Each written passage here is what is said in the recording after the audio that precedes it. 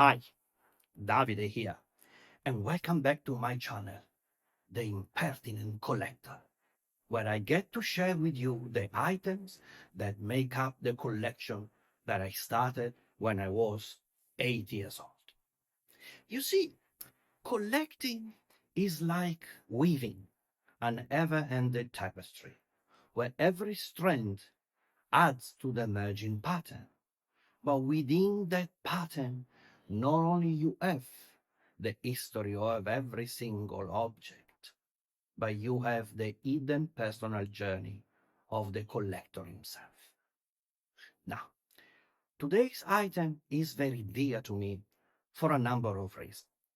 First, because I bought it at an online auction at the peak of the COVID pandemic, and it was an act of defiance and rebellion against the prevailing doom and gloom. Secondly, because unlike all other objects in my collection, this one here has no redeeming qualities in terms of refinement or aesthetics. And finally, because in a grand scheme of things, it represents the history of civilization. It represents the history of a young nation, and it represents and describes to a certain degree the injustice suffered by a particular group of people who find themselves both disposable and very much needed. Hey, it sounds like my corporal career back in London. You see, I'm no art historian, I'm no archaeologist, I'm no scientist. I'm just a collector that feeds his curiosity reading about the most diverse topics. And what anthropologists have been telling us is that three major steps took place that enable society and civilization to reach the point we are in now. Number one, the domestication of animals. Number two, the domestication of wheat. And number three, the mass production of bricks. Now, those three steps is what stop us from being hunter-gatherers like we have been for thousands of years prior to that, and enables that we could live safely within the city walls with food sufficiency.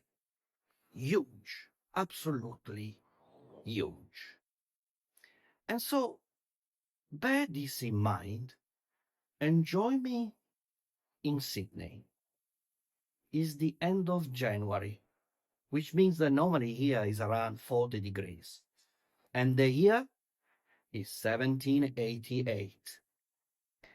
And after 250 days at sea, 11 ships reach Port Botany on the northwest coast of Australia.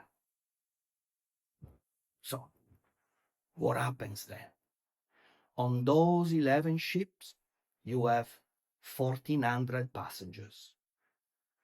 And of those 1,400 passengers, 759 were convicts. And together with the convicts, you had all sort of animals, sheep, horses, cows, and pigs. You have a huge variety of seeds. But you also had 5,000 bricks and 12 wooden molds to make hand bricks with the local material that would be found around Sydney and around Australia later on. Now, what a wonderful coincidence for the British Empire that among the 759 convicts One poor guy who had just been recently convicted and condemned to deportation to Australia is such James Bloodworth. And our dear friend James happens to be a master brick maker. And is under the supervision of James that Australia, through the division of the convicts in different crews and in different gangs, will start producing manually hand bricks using those 12 molds. And this operation and its supervision was so successful that by May 1788, so just 4 months later, the convicts have produced in excess of 200 bricks. You see, the convicts, as they were divided into different gangs and different crews for different projects, find a way as they press the material in this mold to put their own mark to the bricks.